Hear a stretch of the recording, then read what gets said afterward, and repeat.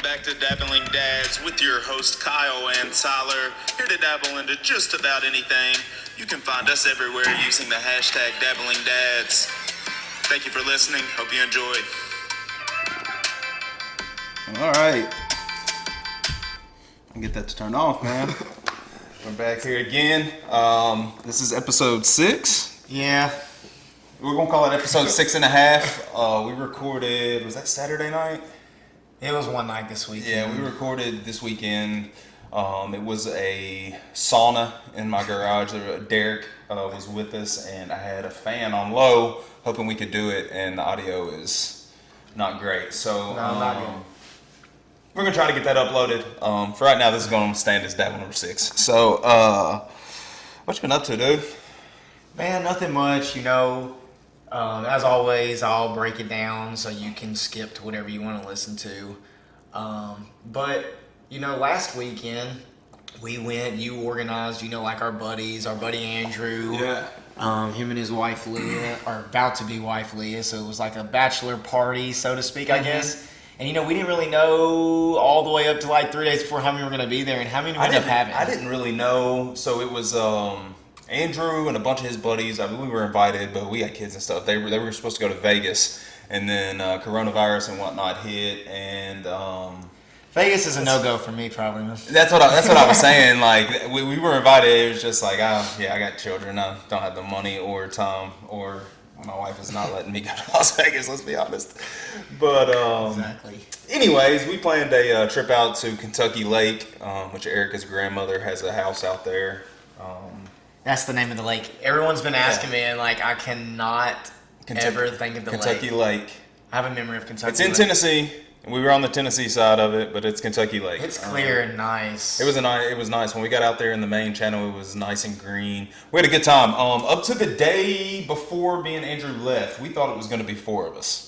Literally. Yeah, just 4 of us. Those are the only people that had really responded. My brother ended up not being able to go. I hadn't heard from Ben, and some people that just didn't text me back. So our buddy Doug, it was 5 of us, because I'm forgetting about Doug. I knew Doug was going for sure. He calls me the day before. I'm going to get money and whatnot.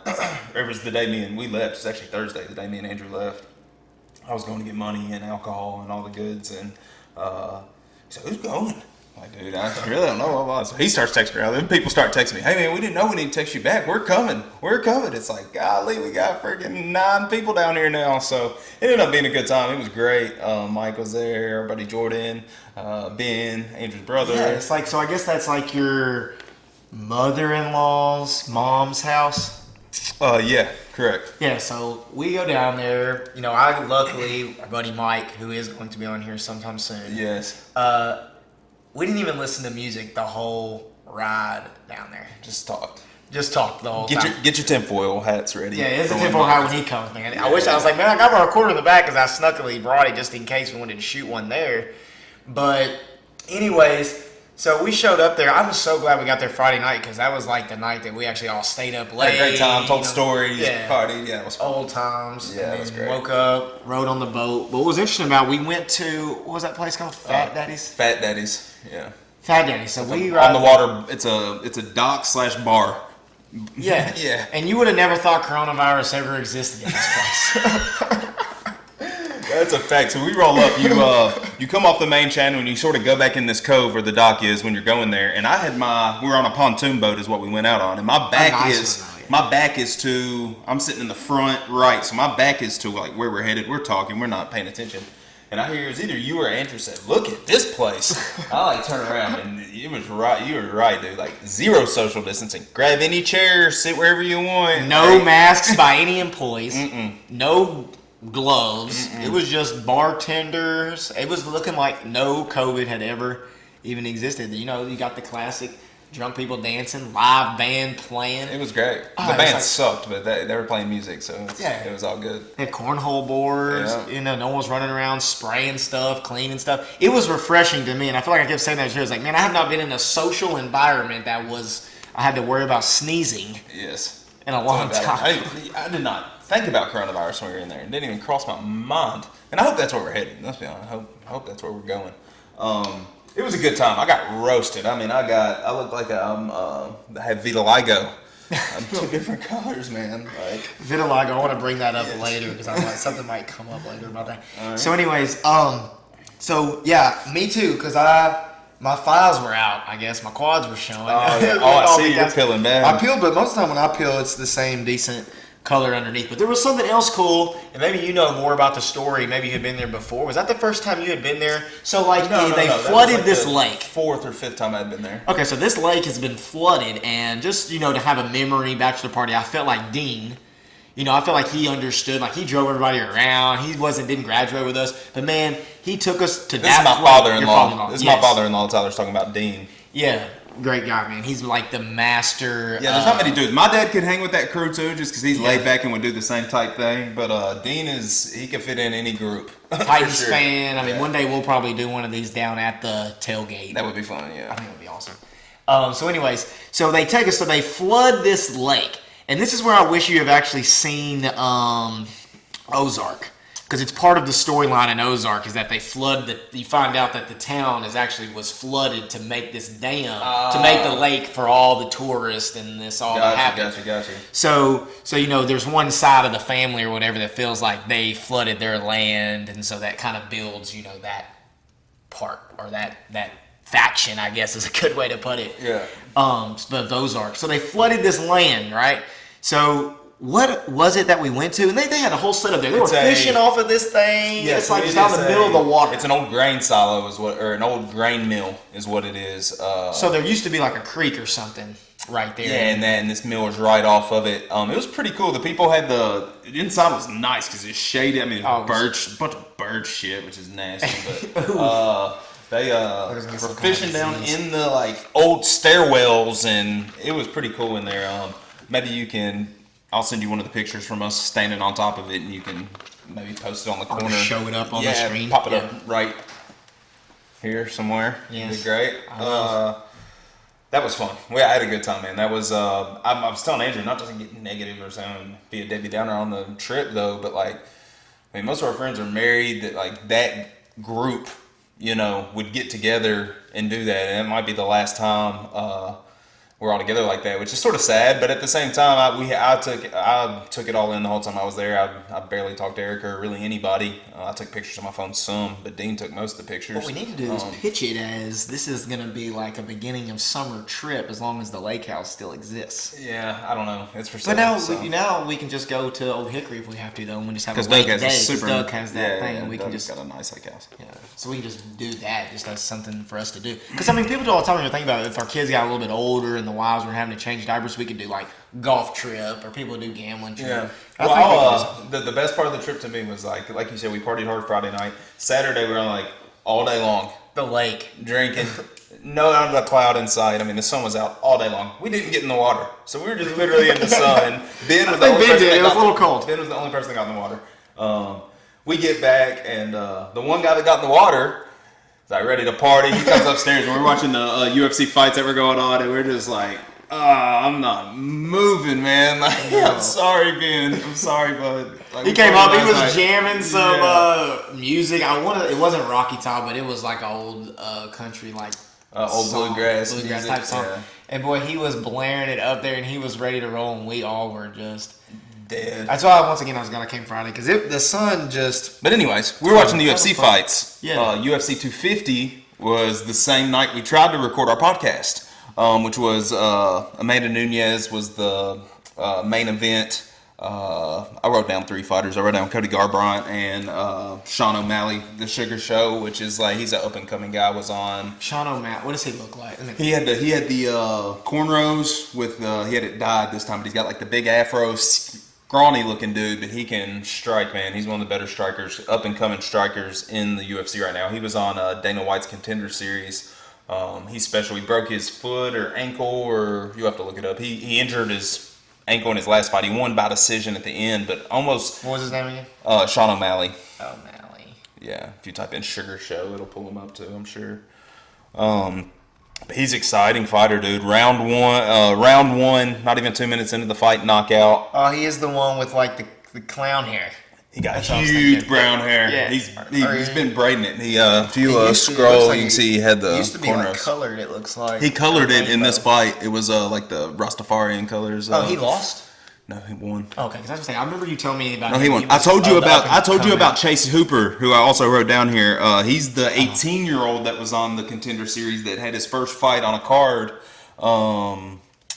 Saturday night also, and he did lose. A lot of people are like ragging him. He's 20 years old now. A lot of people were ragging him online, like, you cost me money. It's like, dude, he's that 20-year-old kid, professional fighter. What are you talking about? Quit betting on other people to win you money. And you won't be in that situation. That's part of it. I know it is. But no, Sean O'Malley's 12-0, man. He's on a roll. Cody Garbrandt. What weight class? He's a bantamweight. He's a bantamweight. Yeah. What does that weigh? You have to look, man. I don't even know. I know we're not specialists. I don't We know. just watch it and like watching it. The weights in my brain are my kids, my wrestling kids. I know. I know those. I can tell you those weights, but I can't keep up with the And the more UFC. I've been looking into the UFC, or I've been listening, because obviously Joe Rogan, we listen, and that's like part of our just entertainment in general. Mm-hmm. And I was started listening to the Cejudo, I think is who he just Henry had on. Cejudo, Henry Cejudo, gold medalist / youngest at the time. He was 20 years old also. But he had 20 or an 21. interesting. I don't mean to go off this, but this is what this show actually is. We dabble with it. Yeah, I want to come back to UFC 100%. No, you're fine, yeah. But something I thought was interesting. I've only heard the beginning of it, but he was talking about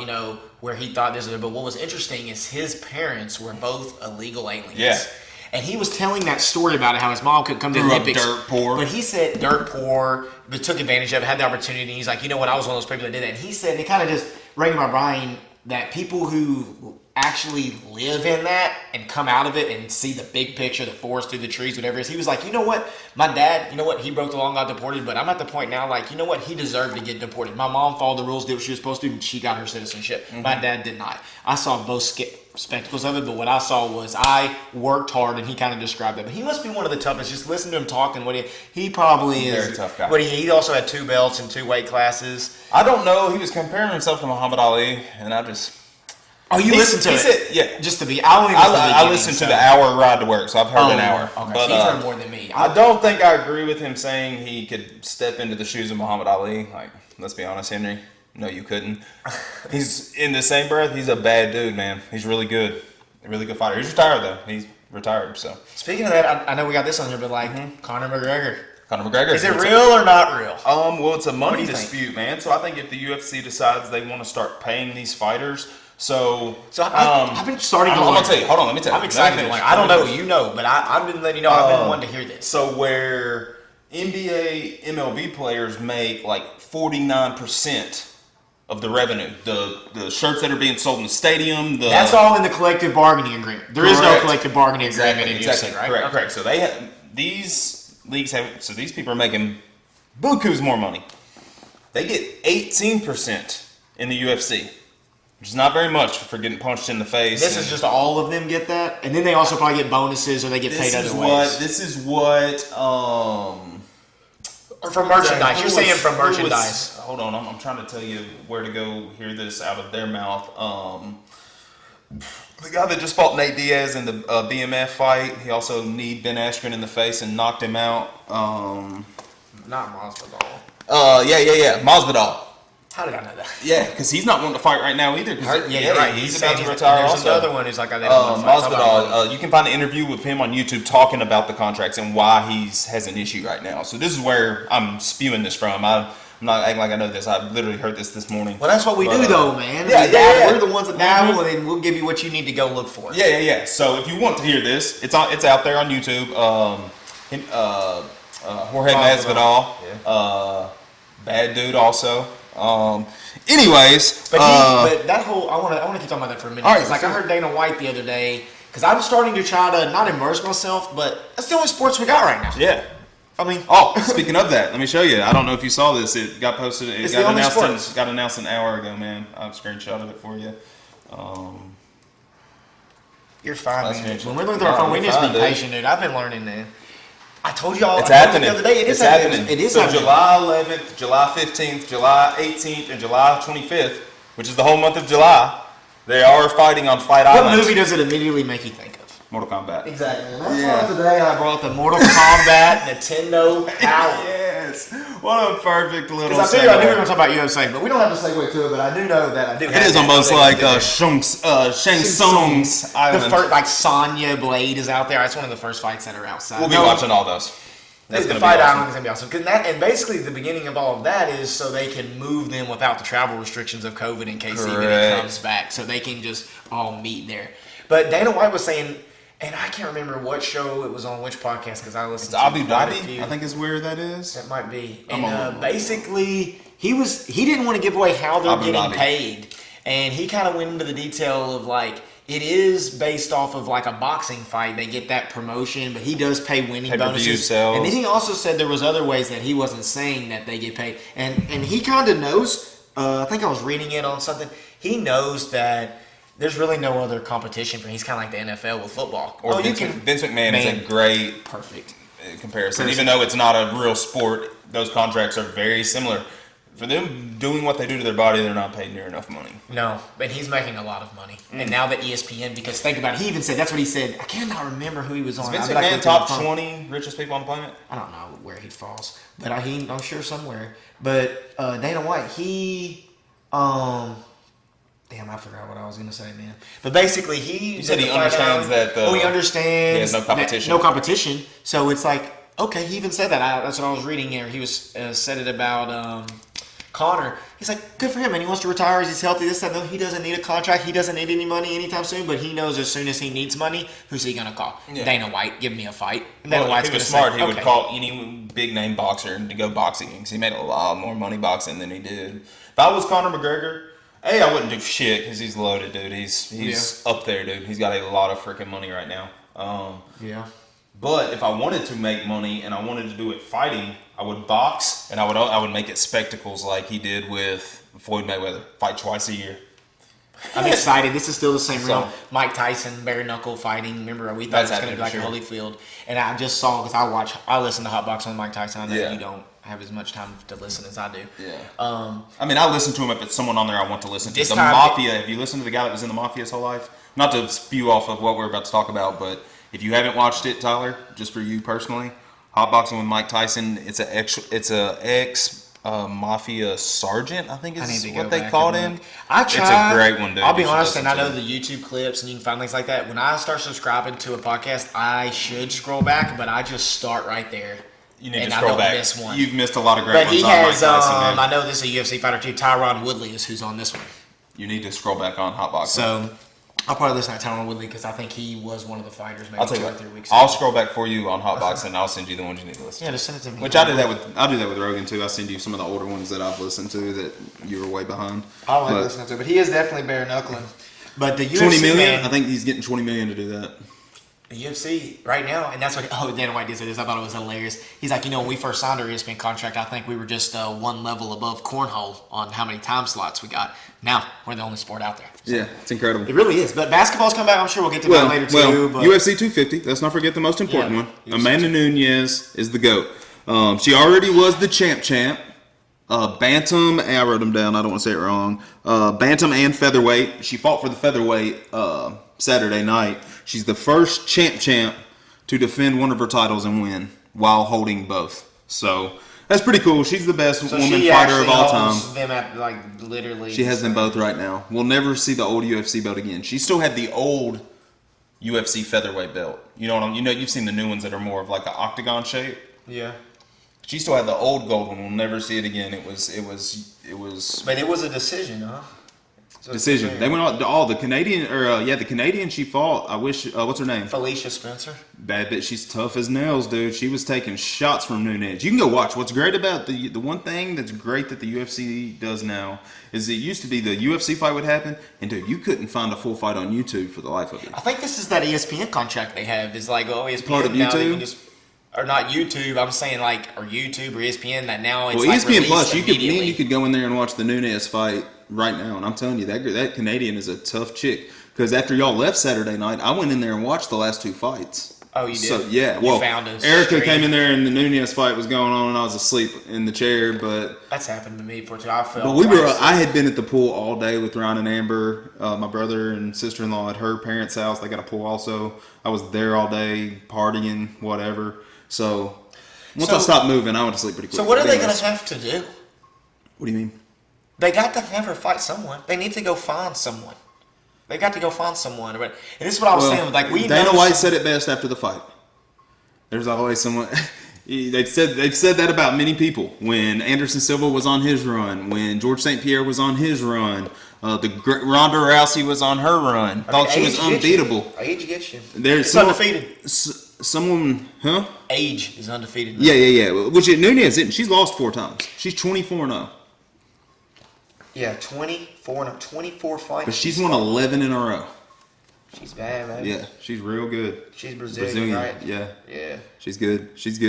That's really all I got on the UFC, man. I'm glad it's still going on. We talked about it a little. We hadn't talked a whole lot about our personal lives, but I coach youth wrestling, so the fact that UFC is the thing that has stuck around has been great because it's the wrestling is the base of the entire sport, so it's been good to get to see that. But YouTube's been getting a majority of my attention, anyways. It always does. So. Yeah, so they're fighting again on Saturday. Oh, we didn't really talk about Cody Garbrandt. Did you see the buzzer beater knockout? No, I didn't. So pull it up. All right. Yeah. No. I'll pull it up. I can get it quick. But I'll talk about it that time. So I think Conor, and then that's what I think too, is like I think Conor wants the title fight, but since Gaethje won, there's really no one for Conor to fight, so he has no attention right now. So he's just trying to get the attention. All right, so I'm gonna explain what's going on. This is I wrote it down. I think end of the second. Where's Cody? Yeah, end of the second round. You'll hear when I play this. You'll hear Who is it again? Where they smack the wood. Cody Garbrandt. Right there. Okay. You know him. He's got the tattooed necks. Yeah, he's his big rival was. God, he fought Rafael Sonseo or whatever. Lost. He's fought many times. He got knocked out twice in a row. A lot of people thought his career was over, and then he did this Saturday night. I don't know if we can show this or not. I think you can. You may be able to pop the little video clip. I can definitely put an eye at the top of the screen and look for it at the top of the screen, and you can click on it. It'll take you right to it. I'll show you this link, yeah. But very end of the period, the wood's already been knocked, I believe. You know, at 10 seconds, they always go with the wood blocks. That's already happened. Very effective. Watch this level change by him. You sort of understand level change from being in my wrestling room, but watch this. Watch again? Yeah, one more time. My God. I was watching the wrong guy. Yeah, this one. It's him. Level change, knockout. Oh, yeah, he did. Oh! That level change made that guy react. And he hit him right in the zygotic. Joe Rogan says immediately, the fastest fighter in the UFC. And I believe he is. You can go watch his highlights. Go watch his highlights, too. I'm going to go ahead and message this to you so I don't forget, so you can post the link. What's his name? Cody Garbrandt? Yeah, I'm sending it to you. You got it. He was supposed to... that was a match that they were supposed to fight, I guess, and they didn't do it. Let me see. It was supposed to be them. They canceled it. Oh, yeah. Whatever that was. They were supposed to fight then. All right. Yeah, but he's sort of up and coming. I would like to see him and O'Malley fight, man. That would be pretty cool. The young kid versus Garbrandt, who's on his rise back up type deal. Well, we'll see. He knocked out one day, but that guy was favored. The guy that got knocked out was favored. I guess they come out with rankings like every week or something, because I see the little ranking. I noticed that they did that. I haven't watched it a lot, but I kind of want to start watching it. A lot of the people that I listen to, the one that do the King and the Sting. Like, if you just want entertainment, Theo Vaughn and Brendan Schaub. They're funny. I think it's funny. I mean, it's good. The fact that Brendan Schaub's brain still works is unreal. He was UFC heavyweight. He had some ugly knockouts. Like, Joe Rogan had to... They talk about it all the time if you ever hear him on there, but Joe Rogan had to, like, pretty much tell him, like, stop fighting. Like, you need to stop fighting. You're getting knocked out every single time. And he was getting, like, knocked silly. Brendan Schaub was. So that's he's a comedian. He's decently funny. I watched his Showtime special when I saw at Showtime, but... I mean, he UFC fought, so I kind of like him, because a lot of those UFC fighters, when you talk to him, like, even... I like him on podcast. I do not care for his stand-up. I've never watched his stand-up. I like him just as a person, I think, just kind of talking and shooting the crap. He's great. I like him on The Fight Companion when that they do. That's right, he is on The Fight Companion. Yeah. He was trying to talk to the... It's always him, the crazy jiu-jitsu guy, the conspiracy theorist crazy dude. I don't know his name. I haven't watched The Fight Companion. God dang, I'm drawing a blank. Even though I did listen to my longest podcast of all time the other day on Joe Rogan, 5 hours. That's crazy. They play live music, honey. Yeah. But anyway, so one of my biggest... going back to the trip, one of my biggest disappointments of the trip was that I missed the actual launch of SpaceX.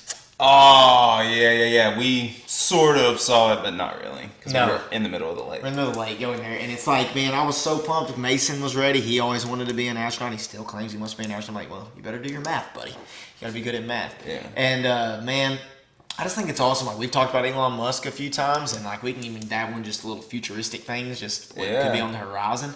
But it's amazing to me, man. It shoots the rocket up. It goes into space. The side rockets, The boosters. they come down and land, like, In the ocean. in the ocean on a pad. What did you say it was compared to? It's like a postage stamp or something. I don't know. They said flipping a penny from the Empire Empire State State Building Building on a onto a postage postage stamp. Money. Unreal. What I thought was most unreal was right after it launched on Twitter, one of the NASA accounts I follow on Twitter, I can't remember what it was that actually posted, but said it was already 400 plus miles away from the launch pad in 4 minutes. Dude, I've been researching. Which is unreal. I've just been researching these Teslas in general. They're really not that expensive. Pretty expensive for a vehicle. They're like $30,000, I guess, but they go up to like $100,000. Yeah, if you but the want cheapest good one. Joe's got the real nice one. Yeah, and they talk now though. They like upgraded them, and apparently they can only self-drive when there's like no stop Eddie signs. Bravo. Eddie Bravo's the BJJ guy. Sorry. Eddie I had Bravo, to say yes. it. It came to my brain. Eddie Bravo. Yes. He's the Mike Travis is the Eddie Encyclopedia. going to be the Eddie Bravo of our podcast. Except he doesn't know any hand-to-hand combat. Anyways, So the Tesla. SpaceX, I did get to see them though when they actually attached and came into the space station. yeah, Which is crazy because this is like just the futuristic of Elon Musk. So those Teslas apparently, I haven't researched all the way, but apparently they can self-drive, like on the interstate and things, but they couldn't drive in the city. So this new update came out and Joe hadn't got it yet, but he had someone on who did. And now it'll be like red light coming up, yellow light coming up, stop sign coming up. So it's starting to recognize those things, but it hasn't auto drove yet. So it's just starting to pick up, and I get it. I guess it will start to learn it your will route. pull out of your parking spot and come to you though. Great, if it's in a thing. But I Yeah. think it will. I think eventually you'll be able to just straight up Get in your vehicle. get in your view. So what I was thinking in my head is like, man, I don't know why I think like this, but if I was going to do a business model, your new work hours, if you were working in like a business where you had a computer, you had to come to the office, your work hours is by the time you get in this company car to the time you get in your company car home. So your 9 to 5 at this company is literally you get in your car at 9, you get home at 5. Or you get in your car at 8 and you get home at 5. Whatever time Yeah. you get in your car and you leave and the map to your house is all calculated in and you're working while you're in your car for that time frame. Because think about it. People who drive 45 minutes to work, you're wasting 2 hours of your life a day doing something that you don't have to be doing. That's true. We could all be more efficient. And ruining the earth in the process. Not to be a greener, because Oh, I'm not greener. really, but I mean, I wanna be a honestly, greener. Us sitting on the interstate, burning gas, Wasting in a a lot line of of freaking cars Stupid. is so dumb. You're not working. You're not doing anything. You're not spending time with your family. Nothing. We are the best worker ants of all time, though. I mean, like, from, in an alien's perspective, they're watching us like we watch ants. Like, we're impressive as shit. Or we're dumb as shit. I don't know. I can't Probably decide, both. but- yeah, I can't decide. Probably all at the same time. But anyway, so Elon Musk, so man, SpaceX, it makes me like the commercials about it makes me think of the movie Xenon. Boom, boom, boom. yeah. Boom. I watched Supernova that. Girl. You ever seen 'em? Watched it. I watched the original when it premiered on the Disney Channel. That's Me and it. Ryan, when Disney Plus came out, I've seen it more than once, I'm Oh. sure, because you remember it would premiere on like a Thursday night on Disney Channel, and then they'd play it like every They were making night. movies like for- every month. Yeah, dude. Me and Ryan would watch the premiere of every single one of them, pretty much a lot of the time at my grandmother's house. I don't know why that's where we ended up watching them. She lived right next door to Raven us. but- Simone. Yeah. Who else? I don't remember any of the actors. Dude, I used to love that movie. I think it was so awesome. But they could go like from space to station to And space to station they so are, quick. What is it? She wins something to see a band. Is that like the premise of the movie? Am I remembering that correctly? She wins it, but the band is coming from Earth To her the space station, and she wins- She wins to like hang out with them. Yes. That's what I remember about grand it. prize. Yeah, like the spiky hair. Yeah. and then it keeps going. There's like a Xenon 2, and they have to like come to Earth, and they Never. find I don't him see. I don't think I again. ever saw any of the. I think I was a little older at that point in God, I time, wasn't but there. they're on Disney Plus. I guess I could watch them. I Yeah, don't know. probably so. But yeah, so You know like me, that- I'll be honest. If I'm that- not interested in 5 minutes, I'll be asleep. this is the beginning of like commercializing space. Yeah. there's going to be like a hotel, and you're going to be able to go there and stay there. They already think about it. They have hotels where you're under the water, right? I think they have hotels like they carve out of ice and like things that stay frozen forever. Why can't we have a hotel that I can go stay up in space? I'm guessing that's probably gonna happen, man. They sort of do. I mean, I guess that's what the International Space Station is. They just got a low freaking. It's got to figure out a way to get the occupancy. fuel, or like, when is it going to make a rocket that's like electric power to get to As far, I would say, Or as some far kind as of jet magnets or propulsion goes, that guy is the Albert Einstein or the Thomas Edison or the. I know I've said this before on this same podcast, but like when it comes to like propulsion and rockets and greatest to ever live. I mean, we've talked about the Neuralink a little bit. There was somebody else talking on one of those things I listened to, and I'm going to get you to explain where I'm going to go for this in a second. But they were like saying that there's going to be a bionic eye. So like blindness, we now do like detached retinas. So like when I was growing up, or not growing up, but when I was in college and high school, it was all about biotechnology of using stem cells, but it was a slippery slope. And, you know, you could grow someone their own kidney with a 3D printing machine. Kind of, you grow your own kidney so it's not going to have rejection, as a simple term. Your body's not going to reject. There is no kidney list. You pay the money, we grow the kidney, you pay for that technology, whatever it is, and you get a new kidney. That's a slippery slope, though, because then rich people could just have bodies. Correct. Which is, you know, then you get in that hole, is that body have a soul? Is it alive? Is it not? And that's the whole Watchmen. ethical problem. Watchmen on HBO Go sort of goes into that. The Island, I think they're clones in that movie with Tom Cruise. Watchmen sort of goes into that. It's sort of crazy. But. Yeah. So anyway, I'm not trying to go into detail on that, but it's like that's what it was all about. And I guess it still is that way. But now, why the hell do I need a organic kidney grown if you can just build me one that's going to last forever? That's true. On some kind of battery. There's another movie that's similar to that. It's called Repo Men, and it has the dude with the lazy eye, Forrest Whitaker, and Jude Law are in it, and they're partners. You know, they're going to collect. See if you can run to Kevin Bacon from Jude Law. I will in a minute. But they go Repo Man. They're going to repo these mechanical body parts from people that haven't paid their bills on their body parts. That's what they do. Yes. Well, Jude Law's character's something he has in him comes up, so he starts being hunted by Forrest Whitaker. Like he starts, but they really were partners. They were partners, but and it's probably for the black market or something. They're trying to take it from these people because they don't make them anymore. Or no, he has one he got from the government, and he has not paid for it, and now his partner is coming after him. It's a good movie. You should watch it. It's low budget, but it's a good movie. So do you think people who actually know, so like through just studies of physics and things, like some people out there believe in physics, like big time minds, think that all events have happened and it's already happened, and just depending which slice of the time you're on, that's what your events start as, and it appears that we're moving through time. So if someone knew these events or knew these things were coming or knew this was going to be happening, do you think they start to desynthesize us? Like the people who made that movie couldn't have just had that original thought of we're going to have these mechanical organs, we're going to make a fictional movie about it. And then later on down the road, we actually have a biomechanical heart that can pump this. Like, where did that crossing happen? Did he just read a paper? It was like, oh, I'm going to write this whole movie on it? Science fiction, but I guess your question more is like, where did science fiction start? When did people start having these ideas of space? And because in my opinion, our technology has stalled out.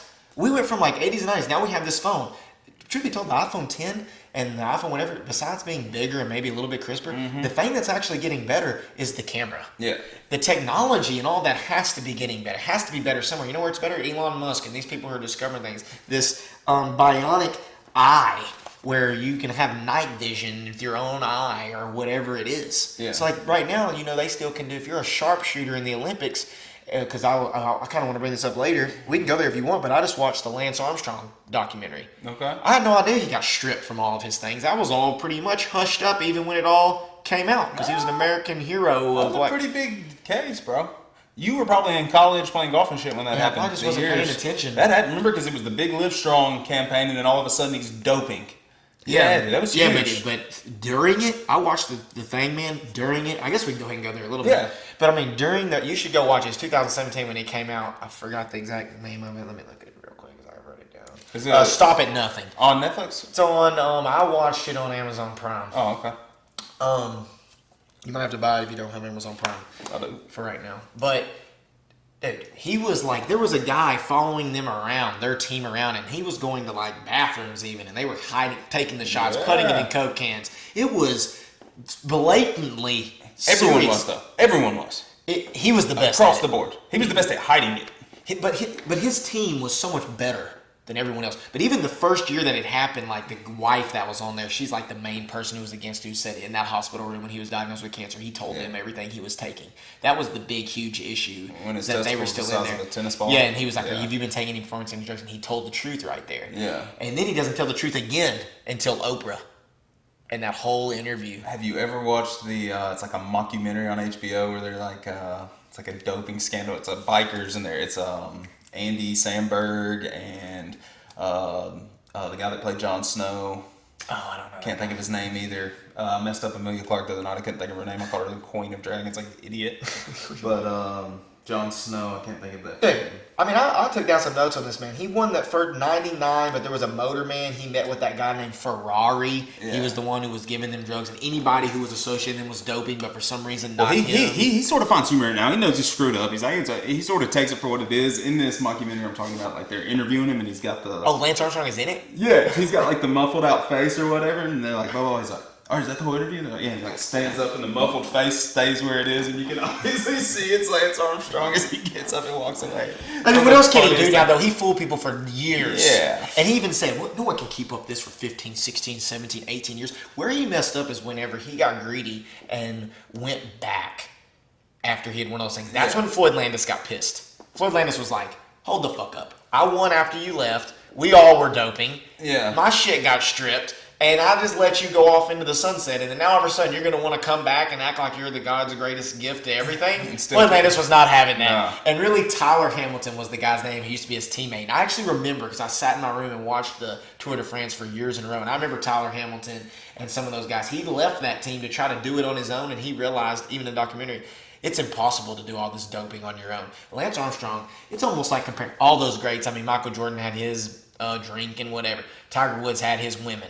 Michael was gambling. Really. Michael was gambling. Yeah. Tiger Woods had his women. There's a mindset of these people like they are just above it all, and nothing can touch them. Well, steroids were everywhere during that time period too. Baseball. Dude, it was crazy though. They were taking their blood, wrestling. which makes sense. This is biology too. If me and you go live in Colorado, our blood is going to have more oxygen. Yeah. So these guys would train high up in the mountains and then draw their blood out, have it in packages, and then on the rest days go in their trailer and inject their blood transfusions that high back oxygen into their lungs. He said it was like drinking a gallon of ice cold water going down his throat. Tyler Hamilton said when he was getting this IV of this transfusion of blood.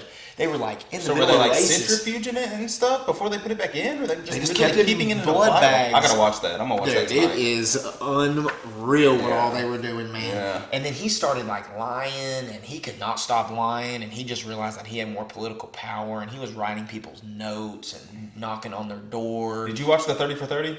I didn't watch the 30 for 30. Yeah, I think that's what. I just watched before you got here. I just watched we're filming this on Tuesday afternoon, by the way. I've got off work early, and we're filming this on Tuesday afternoon. So before you came over, I watched the Bruce Lee one. It was pretty good, man. We'll talk Bruce Lee when my dad comes. He's gonna come very soon, I think. He's a massive Bruce Lee guy. Their 30 for 30 was awesome. You should watch it. So the Lance Armstrong's 30 for 30? I haven't watched Lance Armstrong but yet. I think that's what cued people to go watch this documentary because everyone was talking about it, and they kind of compare his attitude. He was going to dominate at all costs or win money. He wanted money. Yeah. He was crazy. But what was crazy is who actually caught him was the UCI, just the cycling investigation is who actually caught him because the federal government dropped their case. And he had 1,000 pages against him. Then Nike left him. You know, it was a lot like Tiger Woods. Well, Nike left him about and he greatness. ran away. We're gonna talk about two different things. Okay. We're going to do the Mamba mentality. First bit of greatness, we'll talk about Kobe, and we're gonna talk about the greatness of that guy for me. And Kobe has his whole rape scandal. You see what I'm saying? Yeah, all these everyone had people- something. But not LeBron. Not LeBron. Not yet. A lot of people try to use LeBron's decision as it, and it's like that's not. Y'all a are scandal. reaching. That's not a scandal. You didn't do anything illegal. Oh, perfect. We talked about greatness. First page I opened to. What we got? Bryant versus Iverson is the name of the page. Like I said last time, if you didn't see it, this is just a coffee book I got. It's Kobe Bryant, Mamba Mentality. What it is, just Kobe talking about different stuff in the NBA, different players, different teammates, that type of stuff. This page is obviously on Allen Iverson. Allen Iverson was small, but he was also incredible. My philosophy was to use my height advantage and shoot over the top of him. I don't need to try anything. I don't need to go anywhere. I don't need to try to back him down. I'll just shoot over him because I can get a clean look. What I'm talking about is not the same as settling for a jumper. When Allen was covering me, I'd receive the ball in favorable locations in attacking positions like the mid-post because he couldn't stop me from catching a pass. But couldn't I have caught it even closer, maybe in the post? Couldn't I have taken him off the dribble from 25 feet out? Maybe, but that wouldn't have been smart. I chose not to catch the ball in the post because the Sixers would have just fronted and trapped me. I could have squared up and dribbled, but they would have helped and trapped in that situation too. By catching on the elbow or mid-wing, I mitigate all these schemes because they couldn't front me on the pass and I didn't need to dribble to get an open look over the top of him. Such a smart guy. Yeah, it's just the craziness is that this is what I think sometimes come from the coach's view because when I start where I coach now, my players don't get interviewed very much, but where I coached before, my players did get interviewed, or you would listen to them speak. So like whenever your after game speech shows up in the quotes to the newspaper, you know that they're listening, or they either the player really doesn't understand and they're just saying what the coach said, or they're starting to understand. I think it's a mixture of both. So in that situation, I mean, everything you said is just true. It's like when you're playing with your kid, that's exactly where you want to catch it. He went through every scenario. Oh, they'll double me here. But how much of that was him and his coach discussing that together and his teammate, or how much was that with just Mamba saying, shh, I'm going to go stand right here. You can't stop me. Yeah. It's too small, too little. I mean, that's probably where just too little came from. He probably started saying in the middle of that game, and then it just spread like fire. And I bet if we went and did a documentary, can't wait till that. And there's multiple reasons I wanted to bring this book out here and started doing it. We both love basketball. I played it until the 8th grade. I played it up till the 8th grade, should I say. I didn't play in 8th grade.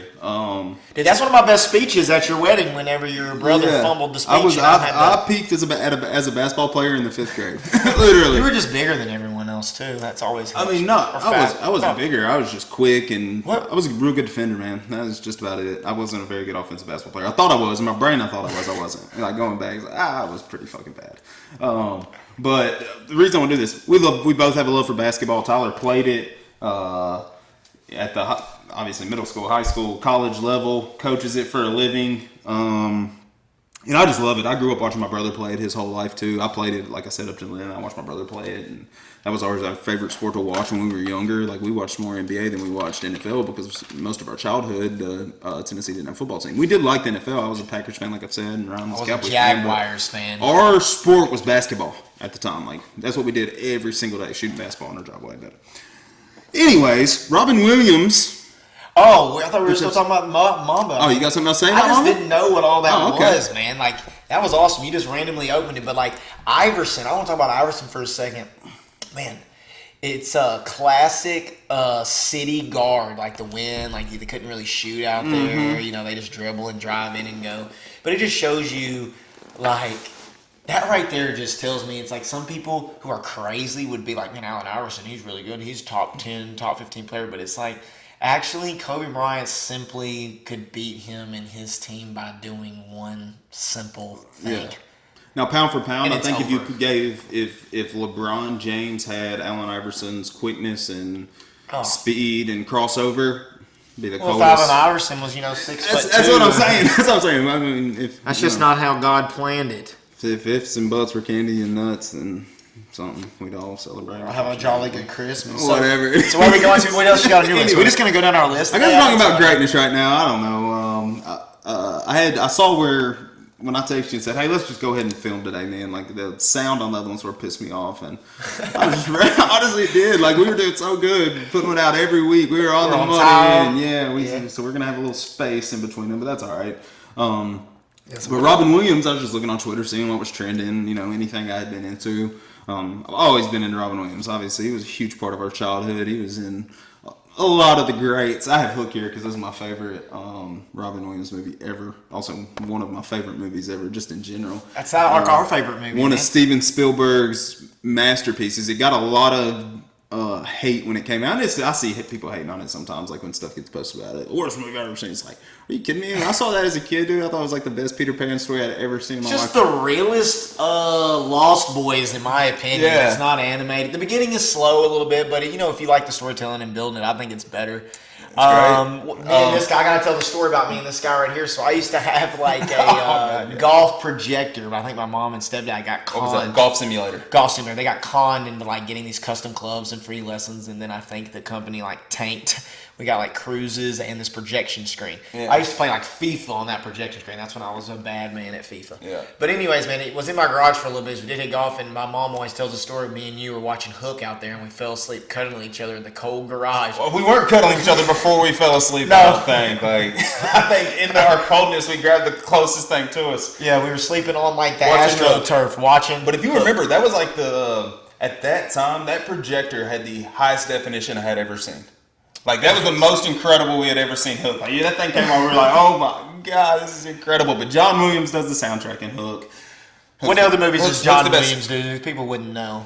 That's what I want you to say. That he wouldn't know? No, I mean, no. That he does that people wouldn't be like, oh, there's actually a guy who does all these musics and all these movies. Jaws, Indiana Jones, E.T., Jurassic Park, Hook. Every great movie you could ever think of. He makes the music. That's what I'm saying. It's there. Some people forget about that music. Yeah. It's part of the storytelling. When he's gone one day, that will be a huge thing that's missing in movies. There are great composers out there, don't get me wrong, but he's the best to ever do it. I think I saw. Is this the one I saw Kathleen Kennedy on? So look, produced by Kathleen Kennedy, which if you know anything about her, she is actually the president and I think like CEO of the Star Wars franchise now. Oh, she is. Yeah. So I thought that was pretty cool. I noticed that. I have all kinds of memories, dude. When we were in high school, we were in the Blue Crew, is what it was called. We were kind of at the start of more than 10 people painting up. Oh, I know what you're going to say. Yeah. So we used to always come up with chants for every player we tried to. And this man, he used to be named Michael Moore. Now he's Michael Autry. And he does have does he still do his podcast? Do you know?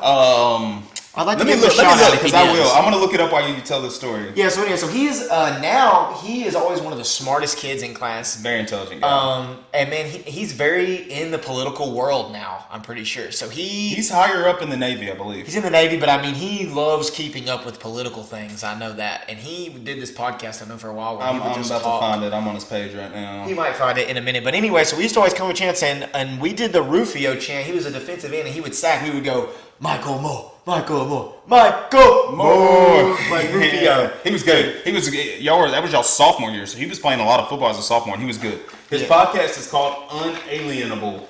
Unalienable. We'll put the link so you can go check it out. Went to school with this real smart guy. He's I don't want to say what he is because I don't know, but I know most of the time when he's talking on here, he's like, I can only say certain things because of my rank in the military. Like nothing I say. He covers himself every time, like type deal. But he's unalienable. But yeah, Robin Williams is a great man. Gone too soon. I think got his start. I think Mork and Mindy, like his character Mork, was his first big role. I watched his stand-up some. As far as movies go, I have classic. I remember him as like the genie. Yeah, even though I didn't. I remember my mom embarrassing me watching Aladdin in the movie theaters because she was laughing. My mom's got a cackle. Like you could be in a crowd of 10,000 people and you could pick my mom's laugh out. She would literally laugh in church when we were kids. We went to a decent sized church when we were young, and she would laugh, and like the preacher would call her out into that, like because of her laugh. But I remember being embarrassed seeing Aladdin because she was laughing at Robin Williams as the genie in that movie. That one, Mrs. Doubtfire was great. Hello! One of my favorites that doesn't get the love it should. There's really two of them. You're about to say it. Dead Poets Society is one of them, which is incredible. And Patch Adams is one of Patch Adams I've only seen one time. You gotta watch it again, dude. It's got the guy we talk about. Who is he? Died of heroin overdose. Got 3 names. It's the guy in the Hunger Games. Man, you do this to me every time. Hold on. Patrick something. No, it starts with a P. It's not Patrick, though. Something, man. I don't know. Philip Seymour Hoffman. God. Yes. See, for the longest time, I would get Neil Patrick Harris and Philip Seymour Hoffman. For whatever reason, they're not anything alike. I'm going to plug Doubt again for all you people who need to go watch it. One of my favorite Robin Williams movies, and it's perfect for what my themes, you can't tell, I guess, my theme today, but Bicentennial Man. Oh, yeah. Love that movie. That movie is long, though. One of the longest from Jurassic Park, Neil. Dude, he's trying to become human. He does. That's a long movie, dude. It is long. It's as long as he is old, probably. Yeah. But, dude, it is like it goes through the family, and it keeps... That's just to me, it's just a good movie, and it's pretty futuristic. It reminds me of...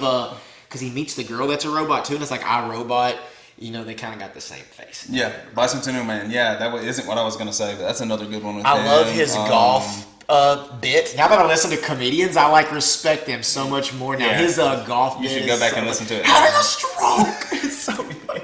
Oh man. Robin Williams. I just saw him trending. I feel like we had to give him a shout out. I honestly had this poster up in our last podcast already.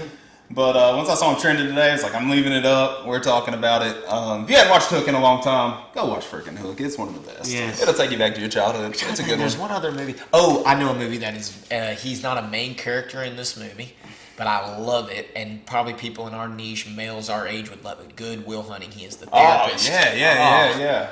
Matt Damon, he's a badass actor. The crazy thing about that is he does a good job of going comedy, serious. Ben Affleck and Matt Damon were both at Harvard. And Ben was already doing some small roles and stuff acting, and they wrote Good Will Hunting in their dorm room, dropped out of... Who was in dorm rooms together? Ben Affleck and... Matt Damon.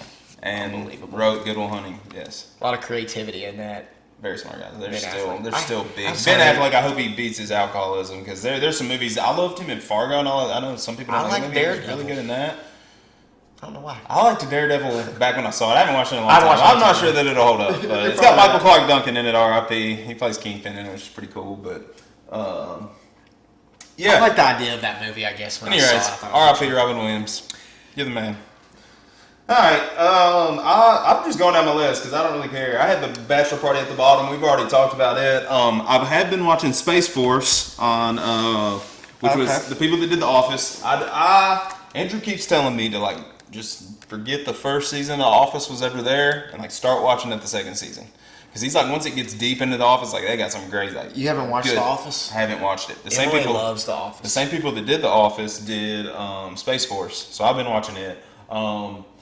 It is funny, if you like that style of humor and whatnot. It has a serious undertone in it that I guess wasn't expecting out of Steve Carell. Political? He's not very political. Well, there's a lot of political. They talk a lot about the president. And they don't say his name. They don't say his name, but they have fake names. So even for Pelosi, they have a fake name. Yeah, Pelosi or whatever it is. Yeah, I mean, they're trying to make it as real, it's the real deal as possible. But his relationship with his daughter is, I was like, man, y'all didn't even have to put this in there. Just let his daughter be the rebellious, whatever she wants to be. But it's pretty funny. His wife is in prison. She's got, do you know why So yet? you watched the first 3 episodes? I don't know why yet. I've only seen her where she's in cornrows, and he's like, I'll go talk to your mom. Because the little girl pushes that to get to do whatever. I've been falling asleep every night watching it, so I've seen... That's where I judge a show, man, and I cannot get through episode 5. I've fallen asleep 3 times. And I'm sorry, but that's when I realized that it's obviously not very good. Don't get me wrong, I go to sleep watching something pretty good every night. It takes on to watch. You're just going to be asleep in 10 minutes. I want to be good, whatever it is. Because I want to dream the rest of the movie. Yeah, whatever. Yeah, I hear you. I just would like to know what I'm listening to. I can hear it and not have to watch it because I've seen it so many times I can just visualize what's happening. So I just go to sleep while listening to whatever I'm watching. A lot of times it's something that's got a John Williams soundtrack in it, which is incredible. All right, go to sleep. You ready? Is it making a ping pong dabble right here? Yeah. What you got? Are you still going? No, I'm done. Space Force. So, check it out. Yeah, Space Force. So great, we can do this will be our little check it out part, which might lead us other places. But there is a... you were telling me about this show, and I haven't watched it yet, and then I saw another post about it again, and I didn't know if they were being literal or not, and it's about Black Mirror. Oh, okay. I just want you to kind of explain to me, like you did, so then other people who might want to watch it. About what Black Mirror is? Just what it is, because it's an interesting show. And I saw a post that said, Black Mirror is real creative with this, making us live through season 3. But then you were telling me you could choose things. So was it the show, or were they making fun of 2020? I'll explain it to you. I think there are 4 or 5 seasons. They're all short, 1 or 3 or 1 to 5. Black Mirror. Black Mirror. They're interesting, man. If you just go to the start and start watching season 1, episode 1, you may never watch another episode, I'll be honest with you. The first one they ever made was, I believe they made it so crazy to just let people know, hey, we're going there. But the episodes aren't sequential. No. Different characters and all of them, they're all different stories. Every single one is a different story. It's almost like the book Shel Silverstein. You remember those books? It was I can't remember what the freaking book is called. There were Goosebumps books where you could choose, but... Well, no. Shel Silverstein was a book that my second grade teacher used to have. Shout out to Miss Marina. and it was just different stories. It's like sort of they weren't horror stories, but they were sort of I don't know what they were. What you would I mean, consider. you could do simply if it's like a kid's Bible stories. You're hearing different stories of the Bible. Correct, very similar to that. It's just but not each one is a different story, different people, different everything. After they did the seasons, they put its own. There's a movie, and it's called Black Mirror Bandersnatch. Bandersnatch. Write it down. Bandeer. Snatch. Yeah, Bandersnatch. Right. It's pretty cool. It's like choose your own adventure book. So when we go back in there before you leave, I'll show you the very beginning of it. So I promise you're going to be interested in it. So kind of tell them what it's a little bit about. It's I can't really tell them what Black Mirror is about because they're all different things. They had an episode where people have they're connected to their electronics via a bionic eye, like we were talking about, which I guess is why you were saying you would come back around to. And you can record, you can go back and watch everything they've done, their whole life.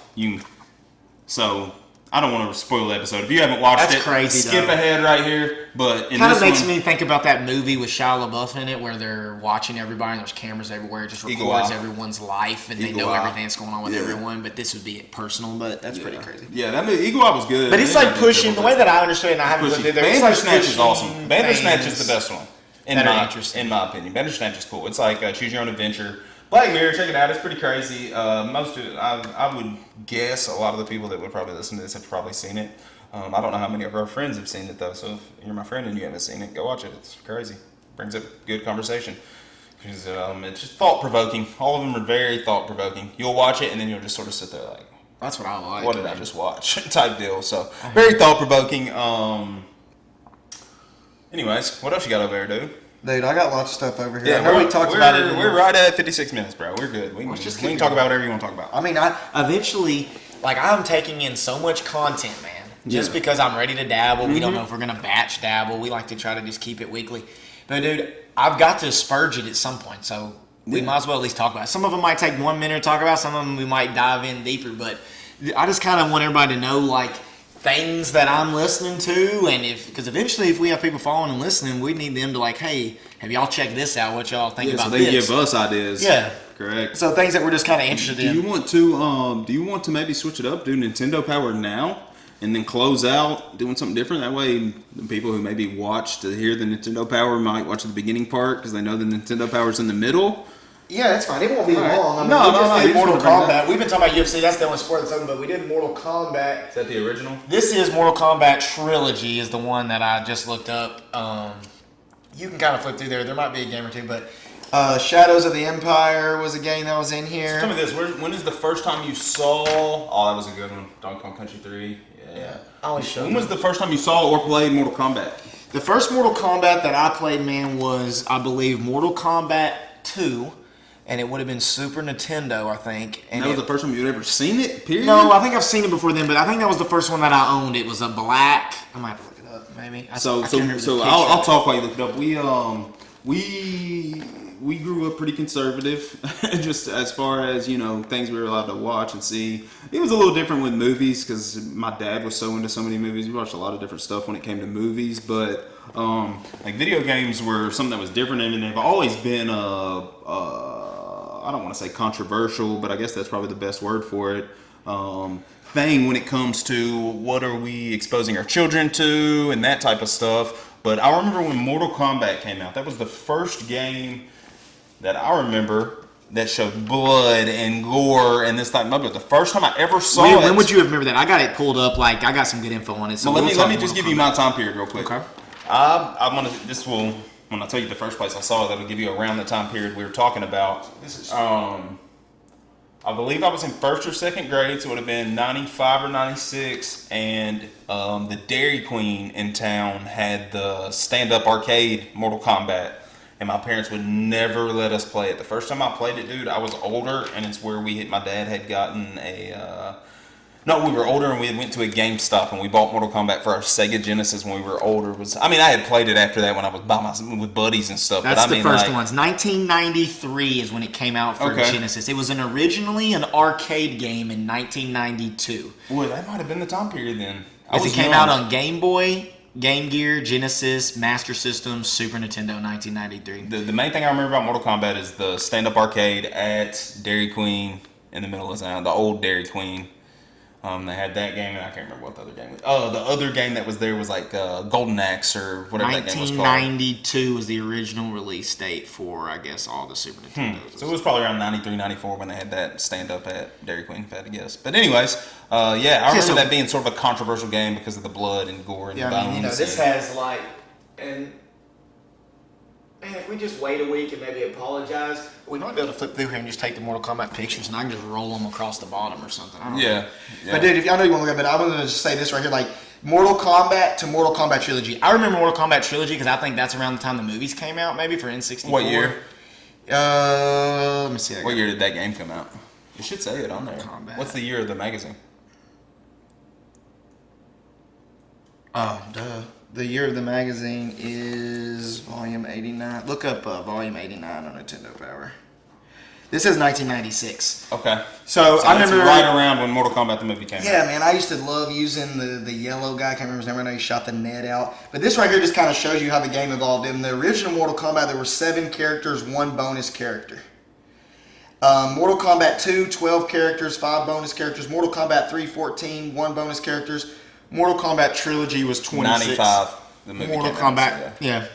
So right now, Mortal Kombat Trilogy, 26 characters, and it had, all the codes, the running, the brutalities, the babalities, the all that stuff, man. But It here was we go. the yellow guy. So you had I think it was his name right now. Sub-Zero. You had Reptile. Noob Saibot. This is Mortal Kombat Trilogy we're talking about right now. So this was the N64 game. So I remember Noob Saibot. I always used him. He shot through the screen, and I just kept going up through the screen. They had Rain, Smoke, all those guys. Kabul. Because see, there was a lot more characters. Here, you can flip there, so you can see. There was just a lot more characters in that Mortal Kombat Trilogy when I remember. Johnny Cage. Johnny Cage. Oh, look at this. This just sort of kicked me to a flashback. Nintendo page got Hey Arnold, Alex, The Real World of Alex Mack, Kablam. I don't remember that show, but Kenan and Kel. Oh, that's like Nintendo's page. That's sort of what I don't know. Do they still have that channel where you used to? Oh yeah, it's just sort of there. It's showing their times their shows are coming on. Yeah, this episode, I know last time we talked about Wave Race on one of them, and this has the actual Wave Race coming out. So this is like the prequel or what comes out before it. Oh, dude. Now, so what's in here? Yeah, I wanted to bring this up. So right here, there is I don't know if it's only in this magazine or what it is, a Shadows of the Empire comic. I bet my dad has these, man. I would almost guarantee it. That is It's a few pages out of the actual. I'm trying to turn this as a little Gary, but it's a few pages. Pretty cool. Pretty cool. I'm not gonna read through them. That's pretty good artwork, though. Yeah, you don't have to read through them right now. And then I think it goes into what it's like Donkey Kong Country, which was Dixie 3. Kong's Great debut. Game.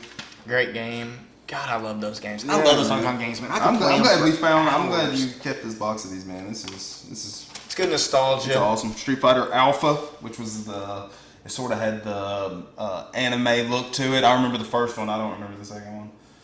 That's pretty cool, man. Yeah, Sweet. I figured we were talking about UFC, but see, there's always cheat codes in there.